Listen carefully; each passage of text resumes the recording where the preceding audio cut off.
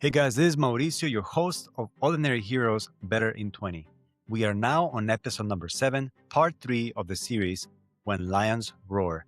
And let me tell you, if you're curious about the name, you'll get answers today. We're going to learn about the applications of the roar, and we're going to go deep into the different dynamics of a den. Miss Becky's also going to flip the script and challenge us in a way that will inspire you to be a better parent. So, let's get started. So, Becky, you mentioned your parents used to play dramatized stories, and one that caught your attention was a story of Daniel and the lion's den. Daniel was thrown into the den, hungry lions waiting to eat. That reminded you of when you went to the zoo and lions were fed. Thinking about the den, dens are related with punishment, the last place you want to be in, but it's also a place, it could be seen as a place of shelter and safety, a place of performance. So, with all your learning, the teaching, the research, you started writing When Lions Roar. Why did you feel it was time to put these ideas into writing? And tell me more about the Lion's Roar. What does that represent in your story? I think the representation and what led me to the roar of the lion has different approaches. Mhm. And the question about why did I feel it was time to write was I was being roared at. Mm, I had the sense of hearing it's time mm, to write. mm, It's time to write. Because I thought maybe I would be able to put this research, whatever I was doing, together. I thought, how would I do it? And I sought help for that, and I thought, I don't have the capacity nor the time. I just wasn't ready to follow a trajectory that could put me into a research project that could be scientifically put out there, mm. so to say. Sure. Um, so I was stuck. I was stuck. What am I going to do? Why have I been a nanny all this time? Mm, I knew that as I finished my master's degree and I had to declare what I was going to do with it, that was the time that I came to that realization because I had been looking for a job and doors were always closing on me. I go, what do I do? mm, So I started thinking about where my abilities were, what I was good at, what I could do. And I thought, I want to be with families. I'm not done being with families. mm, I'm not done with being with children. So then I thought, well, I'll be a nanny. And then I had a conversation with my husband and we thought that could work. I'm going to pursue this. And I did. So the roar of the lion was also the insistence to deal with that pervasive nagging thing that we always qualifying people mm. and we always pigeonhole them. Yeah. We always put them in a category, success or failure, almost there, oh, possibly. Mm. They need help. If they only did this, or they know better than. Oh, we're so quick to You know, judge, right? yes, and that's common. We do that without even thinking. Right. And we do it with love too. We do it with love. Mm. And so, to step back from that, that was lion roaring also. Huh. Dig into this curiosity. Why is that our nature to do that? And how does it make other people feel? Mm. What outcome do we get from it? Do we establish another neurosis? Yes.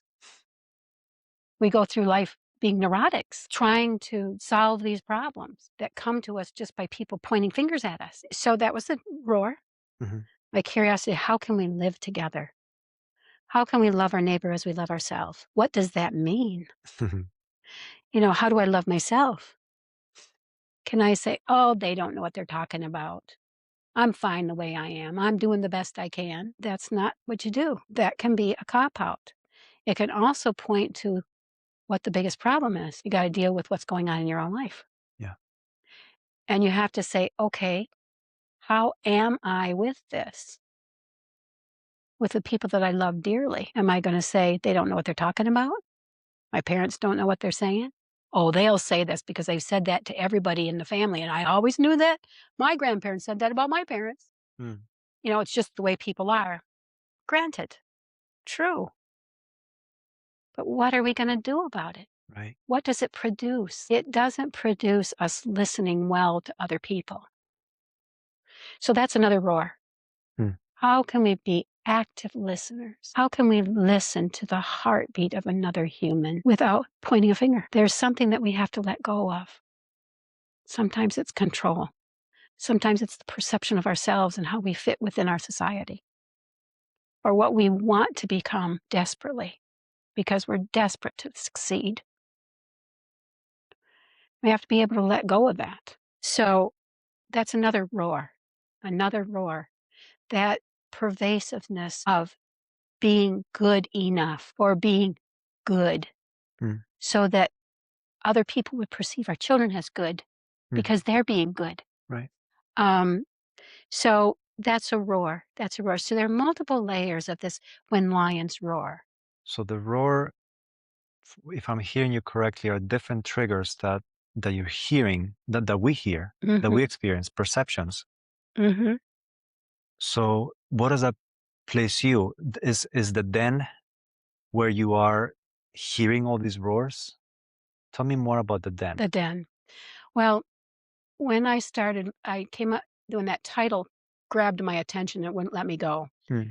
I did what I do as I become curious. So I did a Google search and I came up with things and I thought, oops, I don't want to be in this group that's using this title Mm. because it doesn't really say what I want it to say. Mm-hmm. So what do I really want to say? Mm. And what I want to say is there's so much about the lion. Yeah. So I started studying the lion and Mm. I came across a really good article, 10 reasons why a lion roars. And one thing that caught my attention was a lion does not roar when it's on the hunt. Ah. A lion roars to communicate. That's the overarching thing. Ah. So lions roar, this is their nature. They communicate. And their roar is so loud it can be heard within 5 miles. Wow. So this is a loud sound. In taking that idea Mm. and thinking about what I wanted to say, what I was learning about people, I knew I had it within me that I wanted to just roar. Because what a lion does in their roar, they establish territories. Mm. They establish their pride. Mm-hmm. They also challenge those that would try and come and destroy their pride. Female lions roar when they need to gather the pride to hunt. It's the call to hunt. It's not the hunting process. Hmm.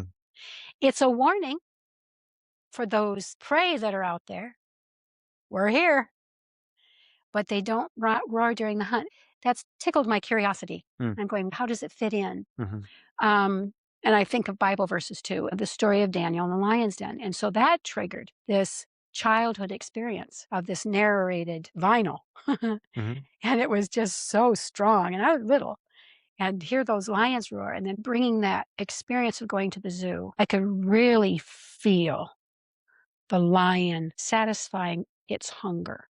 And then from the Chronicles of Narnia, you've got Aslan. Mm-hmm. And then you have in other aspects of children's literature, you've got lions.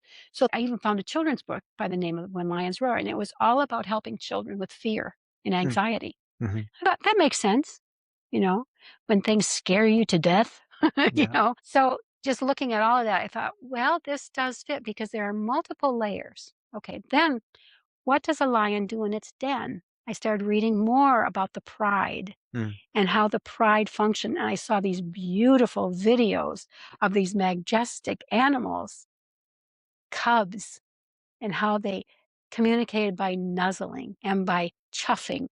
Their purr is not like you think of a house cat, but they have that kind of sound. Mm-hmm.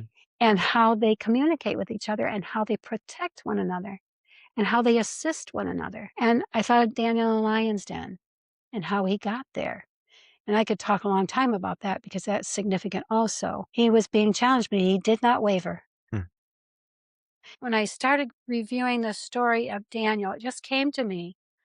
I thought, as they were opening the den to drop Daniel in, what was the sound? The lions were roaring.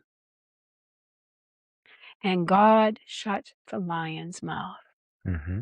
He was not a meal. That was an interesting part to me. Yeah. when I reviewed that story. That wasn't a concern for him. The concern was to keep up his communication with God. So when we're in the places that we least want to be, the most important thing for us is to keep up our communication with who is most important. Ah. And we have to decide who that is. We have to come to that place to decide who's most important. Am I getting the job done and satisfy myself? Or am I going to trust a higher power and I'm going to say one true God? Mm. And that's who my hope and my trust is, and all faith is established in that. Mm.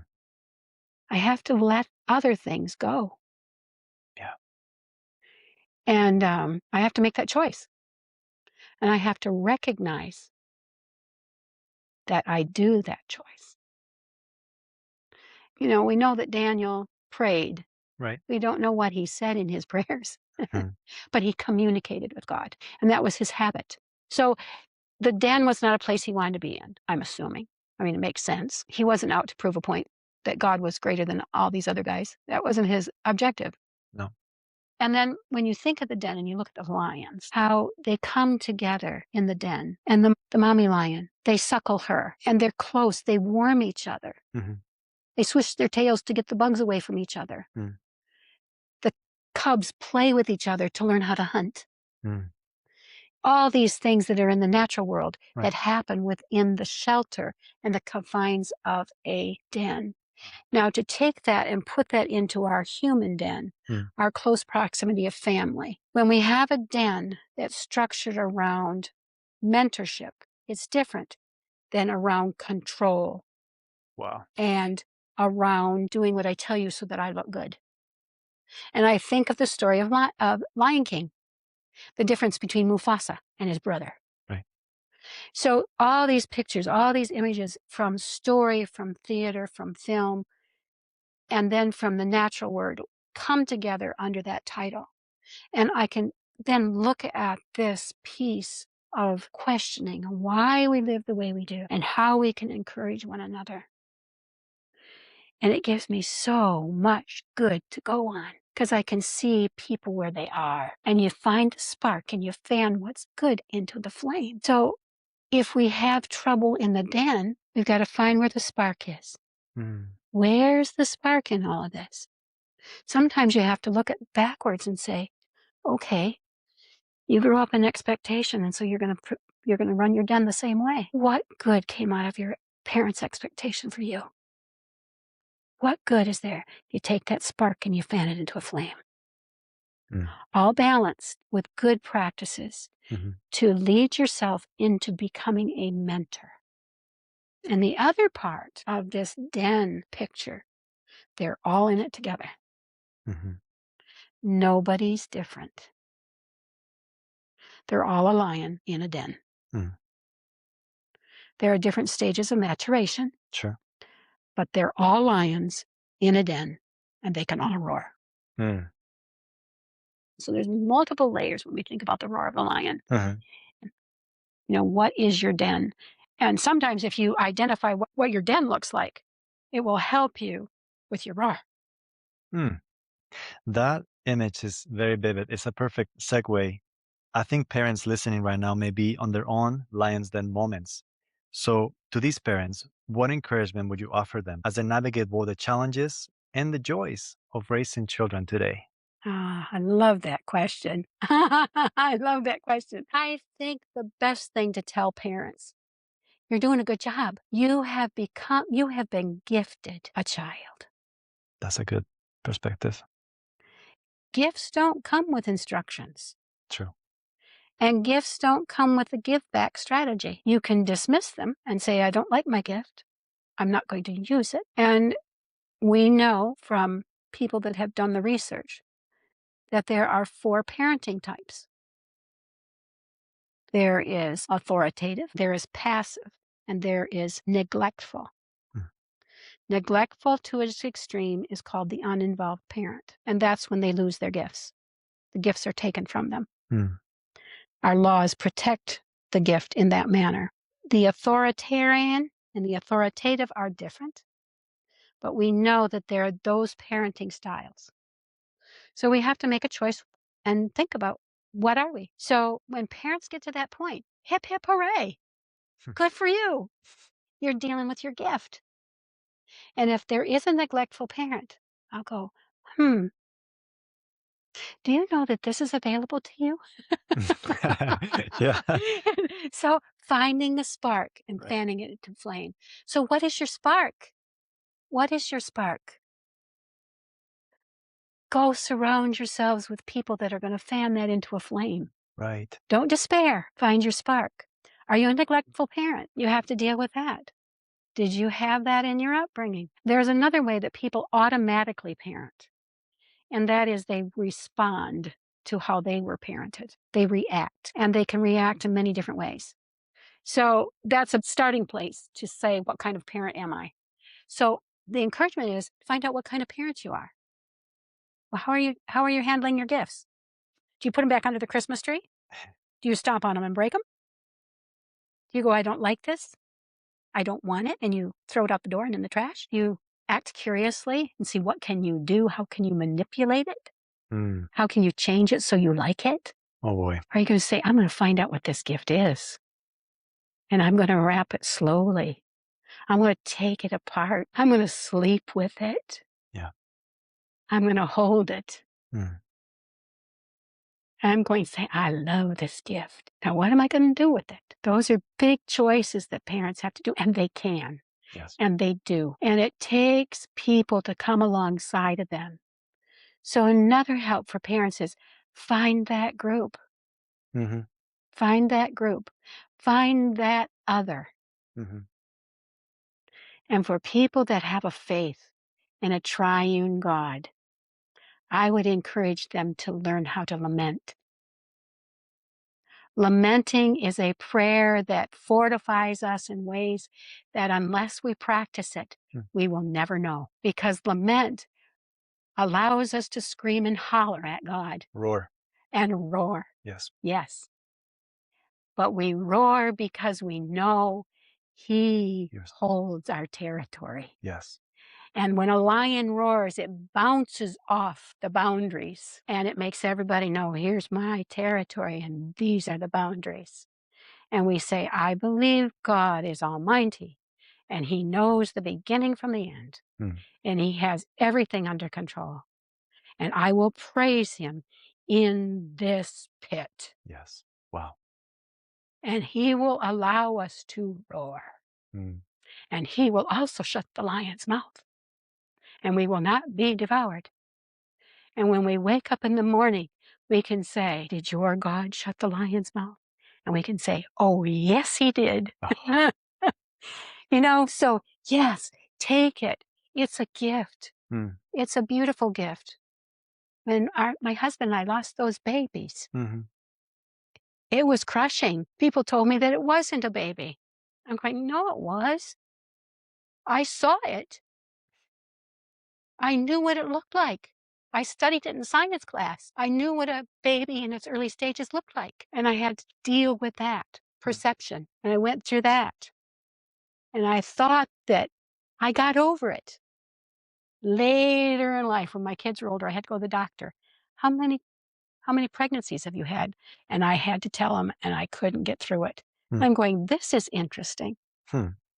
So those kinds of things change your life. These are the gifts that you receive. So when you realize that they're gifts, every single one of us is a gift from God. True. I loved an illustration that my father would use in some of his sermons, and it would come back to me when I became a parent. And he would say about this little boy that would look over the cradle that his younger sibling had been laid in and would say, what is it like? Tell me what it was like. It's been so long since I've seen Jesus. And I just love that. That place, that new being had been brought into this world as a gift, Yes. coming from God, the Mm. Creator, created being, a human being with all the parts, all the facets of itself, including the spirituality, the spirit. And I love that illustration. Tell me what it was like. I've forgotten. I've been gone so long. Yeah. So, that place when we get in touch with who we are before God and we keep communication going, Hmm. we can roar Mm. and we can communicate. And we're told that our spirit speaks the Spirit of God when we have no words. So that's the roar of the lion and the den. Mhm. You mentioned earlier about the communication our children share with us. Roar to keep the context together. How active listening is important no matter the age. I mean, they're molding us as much as we're molding them. So, can you tell us more about that? We mentor them, but they mentor us. That's right. They mentor us. Yeah. And active listening is looking for those moments to be mentored by them because they're on the same trajectory that we are, making decisions, making choices. And their life is not going to be like ours. They are a whole being dealing in themselves. God created them uniquely, Hmm. and we have to relinquish that. If you get a gift and it works one way and you try to make it work the other way, that's a good experiment, Hmm. but it doesn't accept the gift. Right. So we're together in the journey. We're with them. We're with them. So listening to the voice of the child and active listening says they have something to say.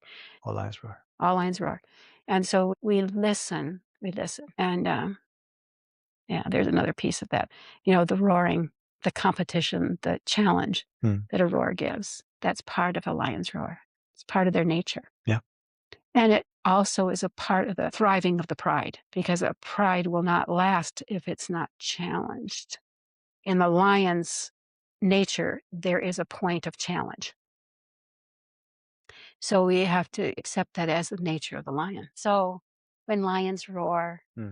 parents, you're doing a good job. Hmm. And to say, it's not easy, but we can make choices. And by not making a choice, that is a choice. That is a choice. That is a choice. Yep. And there are people that can come alongside of you and surround yourself with people that are willing to find your spark and fan it into a flame. You have to be vulnerable for that. It takes all of that together. So it's all doable. Hmm. Miss Becky, earlier you talked about lament. Can you tell us more about that? How or? How do we lament? There is a lot of value in being able to do that. Hmm. And it is a very significant part of roaring. Yes, Yes, for sure. It's communication. it's communication. Yeah. Exactly. Yeah. And I would invite parents to learn how to lament. Hmm. It's not talking about your woes and your sadnesses around the neighborhood and complaining or saying, I don't know what I'm going to do. A lament is directed specifically to the Creator, to God Almighty. That's where spiritual lament goes. Hmm. With the final part of the lamenting process, I give praise to you. Hmm. So there is a, a, a structure to lamenting. Um, it's not just handing in your prayer request. It does capsulate that, but there's more to it than that. Hmm. Sometimes we silently lament. Our spirit Right. communicates with That's the important. spirit. Yeah, so that's very important, a very important piece Hmm. of whole spiritual um, nurturing Hmm. and life is learning how to lament. Hmm. Um, it's a piece I think we've gotten too far away from because we can figure out our own answers. We've got a lot of resources that can help us. Sometimes it just doesn't work that way. Right. Hey, friends, that is a wrap for episode 7. We unpacked so much today, like how the way we qualify people shapes the way we parent. We also wrestled an important question. What do we do when we face judgment ourselves? What roars are you hearing in your life right now? Maybe it's a calling in your heart you've been ignoring, or maybe it's your children roaring for your attention in ways you haven't noticed yet. One of the most powerful takeaways for me was Becky's insight on lament. It's easy to complain, but true lament isn't about pointing out what is wrong and seeking affirmation. It's about bringing our raw emotions to God and ending with praise. If you're looking for inspiration, just read through the Psalms. Not all of them are flowery, some are deeply raw and even sad, but again and again the psalmists return to submission and praise. And as parents, we are reminded that we have choices with the gifts we have been given. We must nurture ourselves as we mentor our kids because, in many ways, they end up mentoring us too. Next episode is going to be extra special.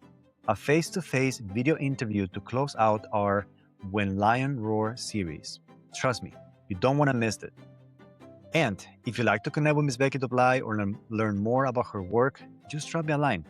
Mauricio at parentpreneurplus.com. I'll also link my website in the description for easy access. All right, I'll see you on the next one.